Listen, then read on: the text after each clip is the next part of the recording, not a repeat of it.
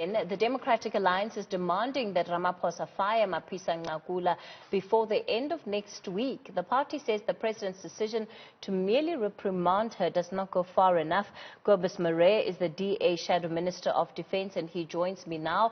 Mr. Murray, good evening. Why do you feel that the action taken by the president isn't enough? Well, I think by the evidence that the president himself has put in his statement last night, it clearly indicates that various laws were violated, various regulations were violated, and in fact the oath of the office of the minister was violated by herself. He's referring to it as an error of judgment, but I mean that is just not good enough. The president cannot be weak when it comes to his executive and his errors. Remember, this is not the first time that this minister has made this so-called judgment of error. A few years ago, she brought in the Burundian girlfriend of her late son, also illegally on a VIP jet. And we've had the situation with the Collins Khosa case where she has thrown the SANDF generals under the bus by claiming that she was misled when she signed the affidavit. So I mean, this is just not good enough to slap her on the wrist with 3 months' salary. That is a violation of the rules and the laws of South Africa, and we are supposed to be equal before the law. All of us, irrespective of who you are. I think the Minister of Defence and the President, this is an indictment against both of them. And they must set the example, him as the commander-in-chief and she as the political head of the SANDF. Now, if they shows us such a bad discipline, it's no wonder that we are experiencing poor discipline on a lower level. So there's no doubt that this is good enough. Remember, what I have done, I have submitted a PIA application to the President to get access to this report that he has now used to reprimand her.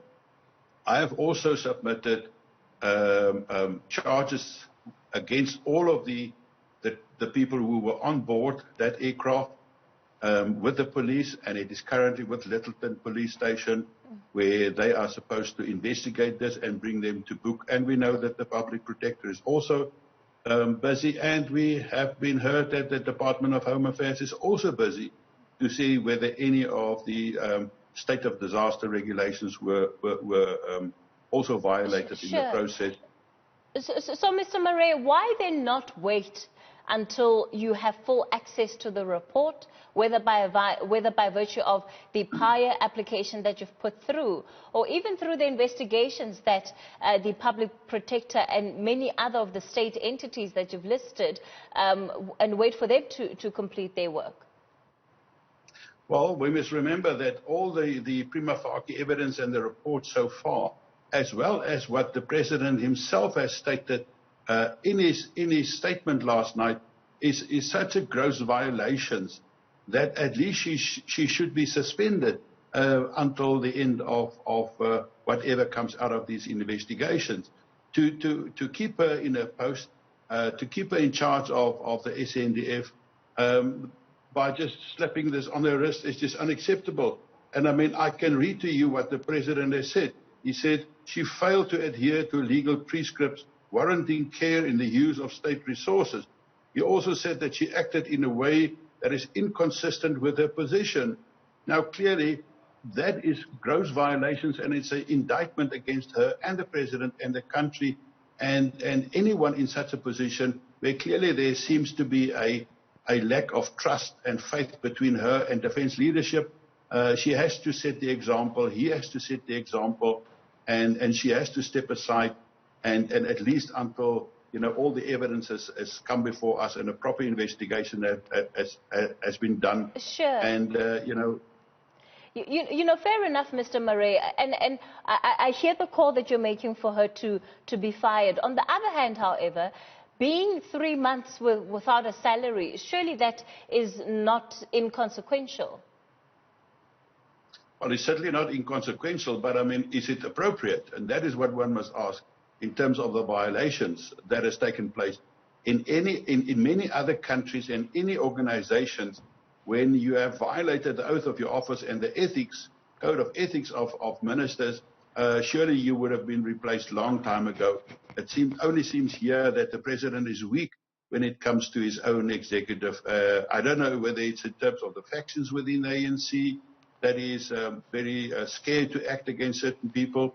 But clearly, you know, in any other organization, in any other situation, the person would have either stepped down or would have at least be suspended until the end of any investigation, and none of that seems to be happening.